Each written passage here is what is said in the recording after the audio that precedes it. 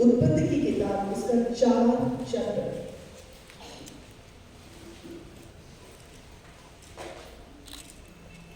उत्पत्ति की किताब उसका 4 अध्याय और उसकी तीसरे वचन से ऐसा लिखा है। यहाँ पर कैन और हाबिल की बात की जा रही है। लिखा है, कुछ दिनों के पश्चात कैन यहोवा के पास भूमि की उपज में से कुछ भेंट लेकर आया और हाबिल भी अपनी भेड़ बकरियों के कई एक पहलौठे बच्चे भेंट चढ़ाने के लिए लाया और उनकी चर्बी भेंट चढ़ाई। तब यहोवा परमेश्वर ने हाबिल और उसकी भेंट को तो ग्रहण किया, पर कैन और उसकी भेंट को परमेश्वर ने ग्रहण नहीं किया। तब कैन अति क्रोधित हुआ और उसके मुंह पर उदासी छा गई। तब यहोवा परमेश्वर ने कैन से कहा, तू क्यों क्रोधित होता है और तेरे मुंह पर उदासी क्यों छा गई है? यदि तू भला करे तो क्या तेरी भेंट ग्रहण ना की जाएगी? और यदि तू भला ना करे तो पाप द्वार पर छिपा रहता है और उसकी लालसा तेरी ओर होगी और तुझे उस पर प्रभुता करनी होगी। कई बार हमें लगता है कि हम अपनी भेंटें जब परमेश्वर के पास लेकर आते हैं तो परमेश्वर सारी भेंटों को स्वीकार करते हैं। जी नहीं, ऐसा नहीं होता। जब आप अपनी भेंट को परमेश्वर के पास लेकर आते हैं, परमेश्वर उस भेंट को स्वीकार करने से पहले कई चीजों को देखते हैं। आपकी मनसा को देखते हैं, आपके चरित्र को देखते हैं, आपकी भावनाओं को देखते हैं और इस बात को देखते हैं कि आप कोई ऐसा बैगेज तो नहीं लेकर परमेश्वर के सामने आ रहे जो प्रभु की नजरों में ग्रहण योग्य नहीं। तो जब आपको ये लग रहा होता है कि वो भेंट है, भेंट में क्या है, तो मैं आपको बता दूं, भेंट में बहुत कुछ है। भेंट सिर्फ ये नहीं है कि आपने पैसे की भेंट चढ़ा दी, या भेंट सिर्फ ये नहीं है कि आपने परमेश्वर के सामने अपनी प्रार्थनाओं को रख दिया, भेंट सिर्फ ये नहीं है कि आपने परमेश्वर के सामने कुछ बलिदान चढ़ाया। सिर्फ भेंट ये नहीं है। जब परमेश्वर के सामने आप कुछ लेकर आते, कुछ अर्पण करते, कुछ सैक्रिफाइस करते हैं, कुछ बलिदान करते हैं, तो परमेश्वर की खास नजर उस बलिदान पर होती है। पर सिर्फ उस बलिदान, उस ऑफरिंग, उस भेंट पर नहीं होती, उसके पीछे छुपी हुई उन सब चीजों की होती है जिसे आप नजरअंदाज कर देते हैं। यहां पर कैन और हाबिल अपनी अपनी भेंटें लेकर आए। क्या लेकर आए? क्या लेकर आए? भेंट लेकर आए। कैन ने अपनी भेंट चढ़ाई, हाबिल ने अपनी भेंट चढ़ाई। लेकिन एक की भेंट स्वीकार की गई, एक की भेंट स्वीकार नहीं की गई। वो इसलिए नहीं की गई क्योंकि उसके मन में कुछ ऐसा दोष था जो उसे दिखाई नहीं दे रहा था, लेकिन प्रभु की नजर के सामने वो खुला। हालेलुया। वचन में लिखा है, यदि तू भला करे। क्या लिखा है? यदि तू भला करे। अब वो ये भी बात पूछ सकता था, प्रभु मैंने बुरा भी क्या किया है? इससे पहले तो उसकी बुराई का कोई वर्णन ही नहीं किया गया। तो क्यों ऐसी बात हुई कि उसने परमेश्वर के सामने जो भेंट रखी, प्रभु ने वो अस्वीकार कर दी? देखिए, मैं क्यों आपसे ये बात कर रही हूँ, क्योंकि बहुत बार ऐसा होता है, लोग प्रार्थना करते हैं और प्रार्थना स्वीकार नहीं की जाती। लोग दुहाइयां लगाते, दुहाइयां स्वीकार नहीं की जाती। वो उपवास रखते, उपवास स्वीकार नहीं किए जाते। और वो परमेश्वर से पूछते, प्रभु ऐसा क्यों है कि क्यों नहीं किए जा रहे? क्योंकि परमेश्वर का वचन कहता है, यदि तुम भला करे। अब भलाई कहां से उत्पन्न होती है? भलाई जो दिखाई देती है, जो चेहरे पर दिखती है, उससे नहीं। भलाई उससे पहले जबकि आप परमेश्वर की हजूरी में आए, वहां से शुरू हो जाती है। लिखा है कि पाप क्या करता है? द्वार पर खड़ा रहता है और उसकी लालसा तेरे प्रति है। तो पाप क्या करेगा? पाप वेट करेगा। पाप आपके घर के अंदर नहीं आ जाएगा। मान लीजिए, चले एक छोटा सा उदाहरण देते हैं। दरवाजा बंद करें, दरवाजा बंद करें। बेटा, आप ना दरवाजे से बाहर जाए और दरवाजा खटखटाए। मम्मा दरवाजा बंद करें जरा।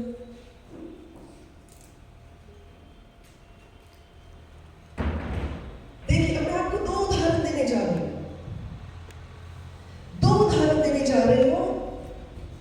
अब एक उदाहरण ये है कि प्रभु यीशु मसीह कहते हैं कि तेरे दिल के दरवाजे पर खड़ा खटखटाता हूं। खटखटाए बेटा, जोर से। आप सुन रहे हैं आवाज? प्रभु यीशु मसीह कहते हैं मैं खटखटाता हूं। और लिखा है जो कोई द्वार खोले, खोले जरा द्वार, शाबाश, जो कोई द्वार खोले मैं भीतर आऊंगा। ये पहला खटखटाना है। और दूसरी जो बात है वो कही गई है कि पाप द्वार पर खड़ा है, यानी वो खटखटाता नहीं है, वो खटखटाता नहीं है, वो इनविटेशन नहीं मांगता, वो निमंत्रण नहीं मांगता। प्रभु यीशु मसीह निमंत्रण मांगते हैं, पाप निमंत्रण नहीं मांगता। पर वो खड़ा रहेगा, वो खड़ा रहेगा। उसकी लालसा आपके प्रति, लालसा का मतलब है कि वो आना चाहता है, और जैसे वो देखेगा कि आपके मन में भलाई नहीं है, वो उठकर आपकी जिंदगी के अंदर आ जाएगा।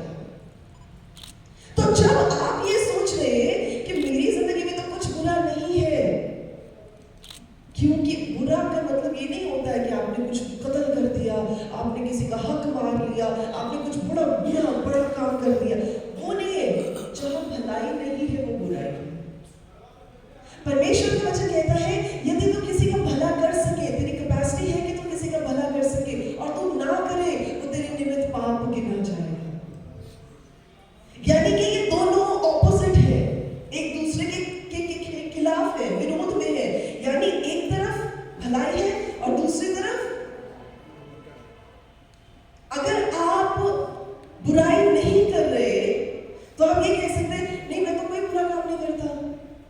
पर मेरे अजीजों, अगर आप भलाई नहीं कर रहे तब भी आप बुराई ही कर रहे हैं।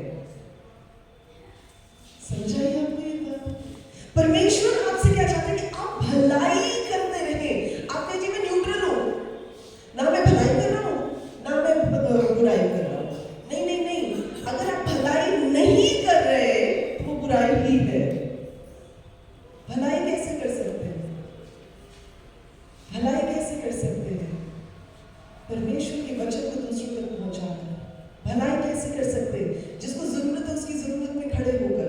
भलाई कैसे कर सकते हैं? जिसे आपकी जरूरत है, आपकी प्रार्थना की जरूरत है, आपकी मदद की जरूरत है, उसके लिए खड़े होकर, वो भलाई है। परमेश्वर का वचन कहता है कि अंत के दिन में जब लास्ट डे परमेश्वर के सिंहासन के सामने लोग खड़े होंगे, प्रभु कहेंगे धन्य हो तुम, तुमने मेरी तब मदद की जब मुझे जरूरत थी। प्रभु कहेंगे जब महिमा में आएंगे, परमेश्वर कहेंगे जब मैं भूखा था तुमने मुझे खाना दिया, जब मेरे पास कपड़े नहीं थे तुमने मुझे पहनने के लिए कपड़े दिए, जब मैं प्यासा था तुमने मुझे पानी दिया, जब मैं बंदी गृह में था तो मुझे मिलने आए, जब मैं बीमार था तुमने मेरी देखभाल की। तो परमेश्वर के धर्मी लोग कहेंगे प्रभु हमने ये सब कब कर दिया? हम तो नहीं आपसे मिले, हमें तो पता नहीं लगा आप कब आए, कब गए, कब कहां से आए। परमेश्वर कहेंगे तुमने से जो कुछ भी किसी ने छोटे से छोटे भाई के लिए भी किया वो मेरे लिए किया। अब यहाँ पर कैन और हाबिल की कहानी में क्या है? एक की भेंट स्वीकार कर ली गई, क्योंकि एक की मोटिव, एक की मनसा सही थी और दूसरे की मनसा सही नहीं थी। अब आपका ये प्रश्न हो सकता है कि पास्टर नीतू मनसा का हमें कैसे पता चलेगा? कह सकते हैं ना, भलाई और बुराई का तो समझ आ गया, आया क्या नहीं आया? भलाई और बुराई की बात समझ में आ गई कि यदि भला करेंगे तब आपकी भेंट स्वीकार की जाएगी। समझ आ गई भलाई क्या थी? हाथ हिला देंगे जरा अगर आपको समझ आ गई, शाबाश। तो एक पहला पहलू ये है कि आपको भलाई करनी है। भलाई का मतलब ये नहीं कि आप कुछ बुरा नहीं कर रहे, पर अगर आप कुछ बुरा नहीं कर रहे और भलाई नहीं कर रहे वो भी बुराई है। ये बात समझ में आ गई? दूसरा पहलू कि अगर तेरी मनसा सही है, यानी जब आप अपनी भेंटें, अपनी प्रार्थना, अपने उपवास, अपने दिल को, अपनी कोई भी चीज को परमेश्वर के सामने अर्पण करते हैं, प्रभु आपके मोटिव्स को, आपकी मनसा को जांचते हैं। अब यहाँ पे हम कैसे देख सकते हैं किसकी क्या मनसा है? एक अपनी खेती की उपज लेकर आया और एक अपने पहलौठे को, भेड़ बकरी को लेकर आया। पर मनसा देखिए, जो लेकर आया उपज को, उसके बारे में ये नहीं लिखा कि वो अपनी पहली उपज को लेकर आया।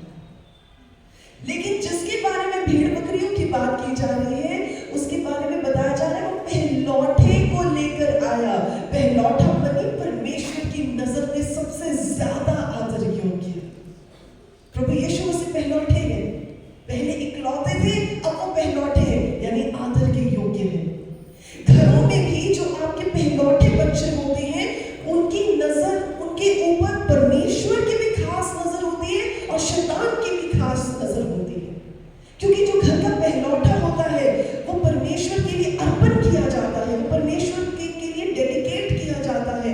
और जो शैतान होता है उसे पता है कि अगर ये बचाया गया तो घर में सब लोग बचाए जाएंगे। आप देखें, आपके घरों में भी अगर आपने पहले प्रभु का नाम नहीं सुना था और जब आपके पास आया होगा नाम, उनमें से अधिकतर लोग ऐसे होंगे जो पहलौठे होंगे। हम पहलौठे हैं, मेरे हस्बैंड पहलौठे हैं, मेरी मम्मा पहलौठी है, आप पहलौठे। पहलौठों को क्यों चुनता है परमेश्वर? क्योंकि उनके द्वारा परमेश्वर काम करता है। हालेलुया। तो एक इंसान अपनी उपज को लेकर आया, एक अपने पहलौठे की उपज को लेकर आया, यानी वो परमेश्वर के लिए जो बेहतरीन था, बेस्ट था, वो लेकर आया। आपकी मनसा किससे पता चलती है? आपकी मनसा जो आप परमेश्वर को बेस्ट देने के लिए तैयार होते हैं, उससे पता चलती है। ये नहीं कि हाँ आ जाए, ठीक है थोड़ी देर प्रार्थना कर लेंगे, वो आपका बेस्ट नहीं है। ठीक है आज ना सब उपवास रख रहे हैं कलीसिया में, तो मुझे भी पास्टर जी ने कहा कि मैं उपवास रख लूं, ऐसा करती हूँ, फिर आधा दिन तक उपवास रख लेती हूँ। वो आपका बेस्ट नहीं है। आप भेंट लेकर आए परमेश्वर के लिए, आपके पास 10 रुपए थे, आपने 10 रुपए चढ़ा दिए, वो आपका उत्तम है। लेकिन आपके पास 100 रुपए थे और आप उसमें से चढ़ा रहे 5 रुपए, उसमें से चढ़ा रहे 2 रुपए, वो आपका बेस्ट नहीं है। जो आपके पास बेस्ट है, जब हम उस विधवा औरत के बारे में बात करते हैं जिसका वर्णन प्रभु के अंजील में लिखा हुआ है, प्रभु यीशु मसीह देख रहे हैं मंदिर में खड़े होकर, बहुत सारे लोग आए, उन्होंने बहुत सारी भेंटों को चढ़ाया। उनमें से एक विधवा औरत आती है, अपनी 2 दमड़ियों को निकालती है और भेंट में चढ़ा देती है। अब ऐसा नहीं था कि प्रभु यीशु मसीह देख रहे थे अच्छा कौन कितना चढ़ा रहा है। प्रभु की नजर आपके पैसे पर नहीं होती, आपके सामान पर नहीं होती, आपकी चीजों पर नहीं होती। वो तो ऐसा परमेश्वर है जो कहते हैं कि धरती मेरी, धरती की उपज मेरी, धरती के नीचे के खनिज मेरे, तुम मेरे लिए ऐसा क्या कर सकते हो? और हम सोचते हैं शायद 2 रुपए, 5 रुपए, 10 रुपए, 50 रुपए चढ़ाने से परमेश्वर खुश हो जाएंगे। देखिए परमेश्वर आपके 2, 4, 10 हजार, 5 हजार, 10 हजार रुपए से नहीं खुश होते। परमेश्वर आप किस मनसा से वो चढ़ा रहे हैं उसको देखते हुए खुश हो। अब ये जिस औरत ने 2 दमड़ियां डाली, ऐसा नहीं था कि 2 दमड़ियां बहुत बड़ी अमाउंट होती होगी। और भी तो धनी लोग आ रहे थे, उन्होंने भी तो भेंटें चढ़ाई थी, उन्होंने भी तो अपनी भेंटों को परमेश्वर के सामने रख रहे थे। लेकिन उन्होंने अपनी बढ़ोतरी में से, अपनी बढ़ती में से, अपने बहुत तायत में से कुछ निकाल कर दे दिया। लेकिन वो जो विधवा औरत आई, उसके पास जो कुछ था उसने सब दे दिया। वो मनसा है, वो मनसा है। अब जब मैं ये वचन पढ़ती हूँ, जब मैं ये वचन पढ़ रही थी, मैंने सोचा परमेश्वर, उसके पास 2 दमड़ियां थी, उसने दोनों चढ़ा दी। क्या उसने ये सोचा नहीं होगा कि मैं अगला खाना कहां से खाऊंगी? क्या उसने ये नहीं सोचा होगा कि अगले खाने के लिए पैसे कहां से आएंगे? 2 थी, 2 चढ़ा दी, अब पैसा कहां से आएगा? नहीं सोचा। क्यों नहीं सोचा? क्योंकि वो परमेश्वर से प्यार करती होगी। जो इंसान परमेश्वर से प्यार करता है, उसके पास जो कुछ होगा वो सब न्यौछावर करने के लिए तैयार हो जाता है। वो हिसाब किताब नहीं लगाता। अच्छा अगर मैं ये करूंगा इसका क्या फायदा होगा, अच्छा अगर मैं ऐसा करूंगा तो इसका क्या फायदा होगा, ऐसा करने से मेरा क्या फायदा होगा। आप तब हिसाब किताब, तब मोल लगाते हैं जब आप किसी से प्यार नहीं करते। जिससे आप प्यार करते हैं, व्यवहार नहीं करते, उसके लिए आप सब कुछ करने के लिए तैयार हो जाते हैं। और मुझे लगता है कि उस मंदिर में आने वाले, उस जगह पर आने वाले सब लोगों से अधिक वो औरत परमेश्वर से प्यार करती थी। क्योंकि उसने ये नहीं सोचा मेरा खाना कहां से आएगा, अगर मेरे जूते फट गए तो मैं जूते कैसे खरीदूंगी, अगर मेरे कपड़े खराब हो गए तो मैं कपड़े कहां से लाऊंगी, अगर मेरे घर में कोई है तो उस बंदे का ख्याल मैं कैसे रखूंगी, अगर मुझे कुछ खरीदना होगा तो मैं कैसे खरीदूंगी। उसने कुछ नहीं सोचा, क्योंकि जो प्यार करता है परमेश्वर से, वो जानता है जो यहाँ तक लेकर आया वो आगे भी लेकर जाएगा। हालेलुया। परमेश्वर जानते हैं आपकी क्या जरूरतें हैं, परमेश्वर जानते हैं कि आपको क्या चाहिए, परमेश्वर जानते हैं कि आप जो करते हैं वो क्यों करते हैं। भजन संहिता 139 बताते हैं, 139 परमेश्वर आप दूर ही से मुझे जांचने वाले परमेश्वर हैं। कहते मेरे उठना बैठना चलना फिरना आप मेरे लेटने को भी जानते हैं। आप तो बाद में सोचते होंगे ना कि हाँ चलो थोड़ा रेस्ट कर लेते, बड़े थक गए हैं। परमेश्वर पहले से जानते थे आप कितने बजे लेटने वाले। परमेश्वर ऐसे आपको जानते हैं। आपके तो जब आप कंघी करते होंगे तो बाल गिरते होंगे तो आपको लगता होगा ना बस ये बाल गिरे, चलिए गुच्छा सा बना के हम फेंक देते हैं। परमेश्वर को ये भी पता है कि तुम्हारे सर के बाल कितने, को भी लिखा है गिने हुए हैं। यानी जब आप वो बालों के गुच्छे को फेंकते हैं ना तो आप सिर्फ वो बालों को फेंकते हैं, परमेश्वर को पता है कितने नंबर वाला बाल गिरा है। यानी परमेश्वर ऐसे जानते हैं आपको। मैं उस परमेश्वर की बात कर रही हूँ। यदि तुम भलाई करे तो क्या तेरी भेंट स्वीकार न की जाए। भलाई को आप परमेश्वर के सामने अपने प्रेम के साथ दिखा सकते हैं। और जब आप परमेश्वर से प्रेम करते हैं, वचन में लिखा है प्रभु यीशु मसीह कहते हैं यदि तुम मुझसे प्रेम करते तो मेरी आज्ञाओं को मानोगे भी। छोटी छोटी आज्ञाएं, कौन सी बहुत बड़ी आज्ञाएं, रॉकेट साइंस थोड़ी है कि पढ़ाई करो, रॉकेट साइंस पढ़ो, फॉर्मूले याद करो और उसके बाद एस्ट्रोनॉट के कपड़े पहन लो, फिर रॉकेट में बैठ जाओ, फिर चंद्रमा पे चले जाओ। ऐसा कुछ नहीं है, ऐसी कोई चीज नहीं। सिंपल आज्ञा है। परमेश्वर से प्यार करने की आज्ञा, पड़ोसी को प्यार करने की आज्ञा, परमेश्वर की आज्ञाओं पर चलने की आज्ञा। बस ये सिंपल बात है।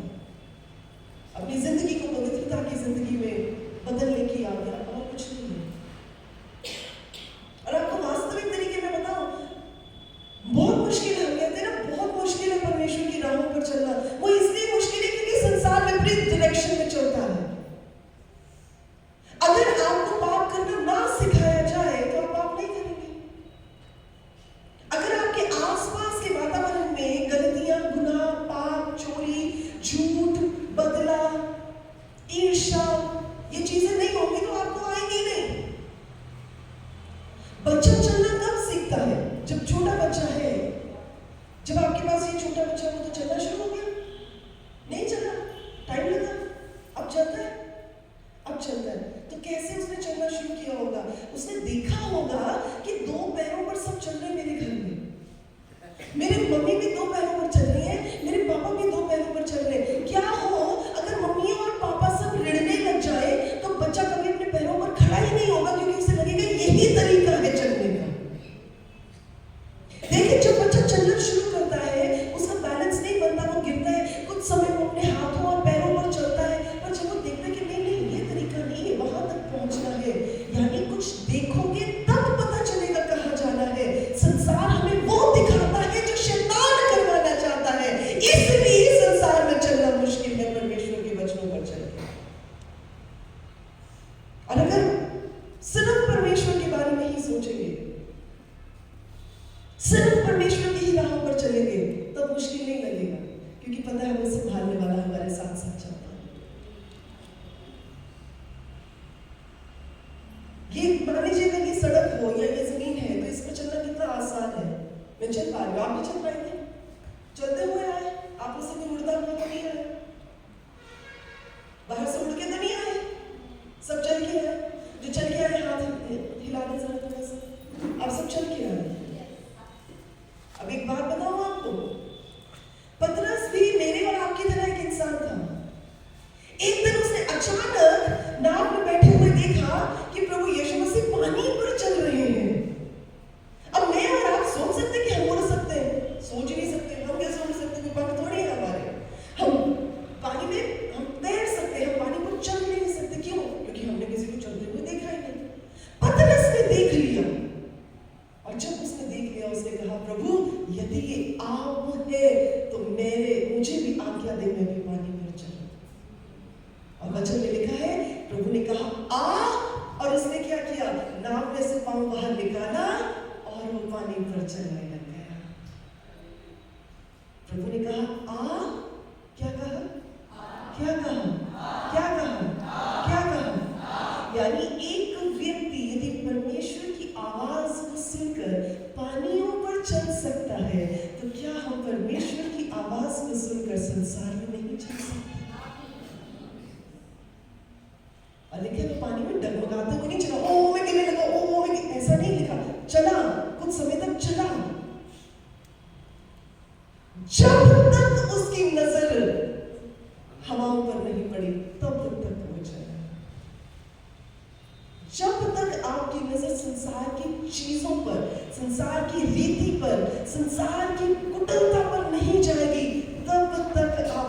परमेश्वर के वचन पर चलते जाएंगे।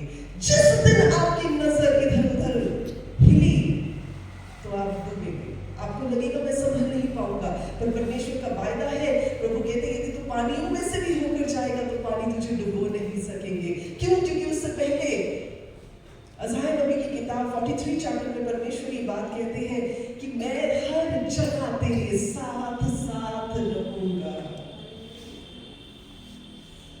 यदि तू भलाई करना चाहे तो क्या तेरी भेंट स्वीकार ना की जाए? मेरे भाइयों, मेरी बहनों, आज मैं आपको इसी बात से उत्साहित करना चाहती हूँ। दुनिया को ना देखें, दुनिया की रीतियों को ना देखें। संसार कुछ नहीं दे सकता, कुछ नहीं दे सकता। कई बार हम अपने बॉस, अपने जो सीनियर्स होते हैं उनकी अधीनता में जब चलते हम बड़ी चापलूसी करते, सर आप तो बहुत बढ़िया इंसान है, चाहे वो एक नंबर का करप्टेड। कई बार हम अपने पड़ोसन को, भाभी आप तो इतनी बढ़िया है, आपकी साड़ी इतनी बढ़िया, चाहे घर आके आप बोले कैसी बेकार साड़ी पहनी थी, है ना? चापलूसी। क्योंकि क्यों? हमें पता है कि अगर हम अपने बॉस की चापलूसी करेंगे वो हमें प्रमोशन देगा, हम उसकी नजरों में अच्छे होंगे। अगर हम अपने पड़ोसन की चापलूसी करेंगे, उससे प्यार से बात करेंगे, वो हमसे झगड़ा नहीं करेंगे, हम अपनी गाड़ी उसके घर के आगे लगा सकेंगे, वो मना नहीं करेंगे, क्योंकि वो कहेंगे ये भाभी तो बड़ी अच्छी है, मेरे लिए अच्छी अच्छी बातें करती है। लेकिन मैं आपको एक बात बताऊं, अगर आप परमेश्वरों के परमेश्वर, महाराज धीराज परमेश्वर को ही पकड़ लेते हैं और इस बात को कहते हैं कि प्रभु मुझे दुनिया की प्रमोशन से कुछ लेना देना नहीं, मुझे दुनिया से चापलूसी करके कुछ नहीं मिलने वाला, प्रभु मेरी प्रमोशन तो आप ही से आती है और मैं आप ही को ध्याऊंगा, तब आपको किसी को झूठी तसल्ली देकर उसकी चापलूसी करने की जरूरत नहीं पड़ेगी। परमेश्वर कहेंगे आ, और आप पानियों पर चलते हुए जाएंगे। जो प्रमोशनें रुकी हुई होंगी परमेश्वर अचानक आपके लिए खोल देंगे। जो बॉस आपके लिए मना करता होगा परमेश्वर उसके मन को बदलेंगे, या परमेश्वर उस बॉस को ही बदल देंगे। जो नया बंदा आएगा वो आपके प्रमोशन पे अप्रूवल का साइन देके आपको प्रमोट करेगा। ये काम परमेश्वर की ओर से। यदि तू भला करे तो क्या तेरी भेंट स्वीकार ना की जाएगी? आपको भला करने की जरूरत है, आपकी मनसा सही होने की जरूरत है, आपको बुराई से दूर रहने की जरूरत है, आपको संसार के मुताबिक चलने ना पाने की जरूरत है, आपको परमेश्वर की ओर अपनी नजर को टिकाए रखने की जरूरत है, आपको परमेश्वर के हाथ को देखते हुए आगे बढ़ने की जरूरत है। और एक समय ऐसा आएगा कि आपको परमेश्वर का हाथ नहीं देखना पड़ेगा, परमेश्वर के चेहरे को देखते हुए बढ़ेंगे। आपको परमेश्वर वैसे ही सब नेमतों से, सब आशीषों से मामूल करते चले जाएंगे। हालेलुया। बात कहां से शुरू होती है? यदि तू भला करना चाहे, वहां से शुरुआत होती है, वहां से शुरुआत होती है। जब वो स्त्री परमेश्वर यीशु मसीह के पास आई, जब शिमोन पतरस के शिमोन के घर पे, शिमोन कोड़ी के घर में प्रभु यीशु मसीह थे, अब प्रभु यीशु मसीह शिमोन के घर आए हुए, उसने कहा होगा हाँ जी प्रभु बैठो। ना प्रभु का स्वागत किया, ना परमेश्वर के पैर धोए, ना परमेश्वर के हाथ धोए, बैठ गए सब खाना खाने के लिए। और एक औरत आई बहुमूल्य इत्र लेकर जटामासी के मर्तबान में, और उसके बाद संगमरमर के मर्तबान में जटामासी का बहुमूल्य इत्र लेकर आई। और उसने आकर क्या किया? ना इधर देखा ना इधर देखा, ना संसार को देखा ना चेलों को देखा, ना लोगों को देखा ना लोगों की बातों को सुना, सिर्फ रोती हुई परमेश्वर के पास गई और प्रभु के ऊपर उस इत्र को उड़ेल दी। वचन बताता है, लिखा है लोग रिसियाकर ये बात कहने लगे। लोग भी कौन थे? परमेश्वर के अपने चेले, कोई और नहीं। वो चेले जिनके साथ प्रभु दिन रात रहा करते थे, जो जानते थे कि परमेश्वर का औधा क्या है, वो रिसियाकर कहने लगे कि इतना महंगा इत्र वेस्ट करने की क्या जरूरत थी, यही बेचकर पैसे देकर गरीबों में बांट देती। पर देखिए गरीब बाद में आते हैं, पहले परमेश्वर ऊंचाई पर आते हैं। दुनिया बाद में आती है, पहले परमेश्वर हमारे सामने होने चाहिए। और फिर उसने कुछ नहीं कहा कि मैं कुछ अच्छा करना चाहती थी, मैं परमेश्वर के लिए कुछ अच्छा लाना चाहती थी, मेरा मन किया कि मैं प्रभु के ऊपर इस इत्र को गिराऊं। उसने कुछ नहीं कहा, परमेश्वर उसकी ओर से होकर बोले और प्रभु ने कहा इसे कोई ना सताए, जो ये करती है इसने भला ही किया है। जब आप भला करेंगे ना मेरे अजीजों, आपको बोलने की जरूरत नहीं पड़ेगी, परमेश्वर आपके लिए खड़े होकर बोलेंगे। हालेलुया। अब वो नहीं कह रही थी, सॉरी ब्रदर, मुझे आपसे पूछ लेना चाहिए था, मुझे परमेश्वर से पहले परमिशन नहीं मिली। कुछ नहीं बोला, उसे बोलने की जरूरत नहीं पड़ी। और वचन में ऐसा लिखा है कि प्रभु यीशु से कहते हैं, जहां जहां सुसमाचार का प्रचार होगा इस बात का भी वर्णन किया जाएगा। देखिए आज मैं और आप 2200 साल के बाद भी इस बात का वर्णन कर रहे हैं, क्योंकि उस औरत ने भलाई की थी। भला करना सीखे, पड़ोसी को हिलाए और कहे भला करना सीखे। अच्छा पहली 2-3 लाइनें बोल रही है सिर्फ, अच्छा ये भी एक लाइन बोल रही है, ये भी, बाकी सारे अरे अपने पड़ोसी को बोले भला करना सीखे। हाँ अब थोड़ी सी हलचल हुई है, इसका मतलब समझ में आया? समझ में आया आज का वचन? समझ आया तो हाथ हिला दे जरा। देखिए मैं कॉम्प्लिकेट करके नहीं समझाना आता, मुझे सिंपल से समझ में आता है, मैं सिंपल से समझाती हूँ, ताकि वो सिंपलिसिटी में, ताकि वो सरलता के साथ हमारे मन में बैठ जाए और हमें याद रह जाए। आज मैं आपको आयतें पढ़ानी शुरू कर दूं, बच्चों को निकाले, ये वाला निकाले, अब ये वाला निकाले, अब ये वाला निकाले, कुछ नहीं पल्ले पड़ना, घर जाकर सोचना बोला तो था कुछ, पर ये नहीं पता बोला क्या था। तो इसलिए मैं सबसे सरल तरीके से समझाने की कोशिश करती हूँ, जो हर वर्ग को, हर इंसान को समझ में आ जाए। वो घुमा घुमा के मैं भी बातें कर सकती हूँ, पर मुझे लगता है घुमाने से कोई फायदा नहीं होगा। हमें वो जानने की जरूरत है जो हमारी जिंदगी में काम करे। आज मैं आपको चाय बनाना सिखाऊं, हाँ चले चाय बनाते हैं, इसके लिए आप फिल्टर्ड वाटर ले। आप बोलिए फिल्टर्ड वाटर कहाँ से मिलेगा? इसके लिए बिस्लरी का पानी ले। पहले बिस्लरी का पानी लेने थोड़ी जाएंगे, वो तो आप कोई भी पानी चढ़ा देंगे, बॉयल होकर बिस्लरी में बन जाएगा। तो मैं आपको वो नहीं समझा रही बिस्लरी का पानी लेने जाए, ताजमहल की चाय लेने जाए, ये नहीं बोल रही। दार्जिलिंग से जाके पत्तियां निकाल के फिर लेकर आए, वो भी नहीं सिखा रही। आपको सिंपल बता रही हूँ, जो कुछ आपके पास पड़ा है उसी को इस्तेमाल करें, बस वही आपको वचन से समझा रही हूँ। वचन आपको दे दिया गया है, वचन आपके पास पड़ा है, उसी को इस्तेमाल करें। हालेलुया। तो इसलिए सिंपल तरीके से मैं आपको समझा रही हूँ, परमेश्वर का वचन कहता है यदि तू भलाई करे, क्या करे? क्या करे? क्या करे? भलाई करे। भलाई की परिभाषा मैंने आपको समझा दी है कि आपके कर्मों से और आपकी मनसा से आपकी भलाई परमेश्वर को पता चल जाती है। तो यदि तू भलाई करे तो जो कुछ तू करेगा उसमें सब में परमेश्वर की आशीष होगी। तो सारी बातों को अगर हम भूल जाते हैं कि पास्टर जी को पिछले आधे घंटे से आपने जो समझाया सब पता नहीं खिचड़ी बन गया, अगर सब खिचड़ी बन गया ना, सिर्फ एक ही चीज याद रहती है, तो ये बात याद रखिए कि भलाई करनी है। जहां मौका मिलता है वहां भलाई करनी है। भलाई कैसे करनी है? जिससे किसी की उन्नति हो वो भलाई है, जिससे परमेश्वर की प्रशंसा हो वो भलाई है, जिससे परमेश्वर को आप अपना प्यार दिखाते हैं वो भलाई है। बस यही भलाई है, भलाई की और कोई परिभाषा नहीं है। जिससे किसी का नुकसान ना हो वो भलाई है। समझ आ गई? समझ आ गई? बस यही भलाई और यही करना है। तो जब आप ये करेंगे, आपकी भेंट, आपकी बातें, आपकी जिंदगी, आपका मन, आपके अर्पण, सब चीज परमेश्वर के सामने ग्रहण योग्य होगी। और जो चीज प्रभु ग्रहण कर लेते हैं, क्या कर लेते हैं? जो चीज परमेश्वर ग्रहण कर लेते हैं, उसमें परमेश्वर मल्टीप्लाई करके, गुना करके वापस आशीष के रूप में देते हैं। हालेलुया।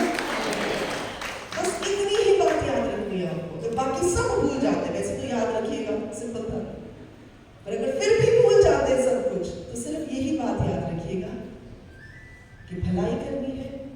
भलाई आपके कामों पर, आपकी मनसा पर दिखाई देती है। वो काम जो मैंने आपको बताया कि दूसरों की भलाई और उन्नति का है, वो भलाई है। जिससे परमेश्वर की महिमा होती है, वो भलाई है। जिससे किसी का नुकसान नहीं होता, वो भलाई है। आमीन। इस वचन के सुने जाने पर, समझे जाने पर आप सबको परमेश्वर बहुत आशीष दे। और मेरी प्रार्थना है कि आप अपनी जिंदगी को भलाई जिए, वचन के अनुसार जिए, जैसा वचन में लिखा है, और पाप से अलग रहे, परमेश्वर को ग्रहण योग्य हो, ताकि प्रभु आपकी जिंदगी के द्वारा बड़े बड़े कामों को कर सके। प्रभु यीशु के नाम में आमीन।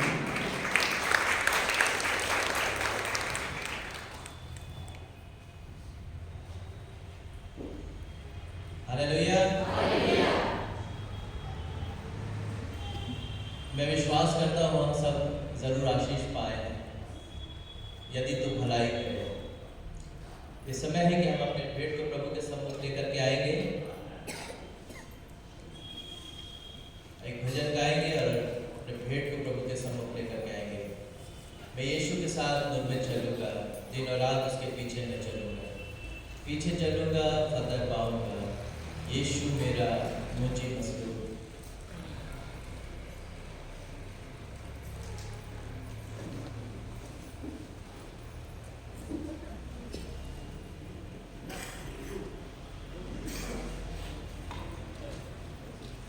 मैं यीशु के साथ में चलूंगा, दिन और रात उसके पीछे मैं चलूंगा, पीछे चलूंगा फतह पाऊंगा, यीशु मेरा मुझे मसलूब।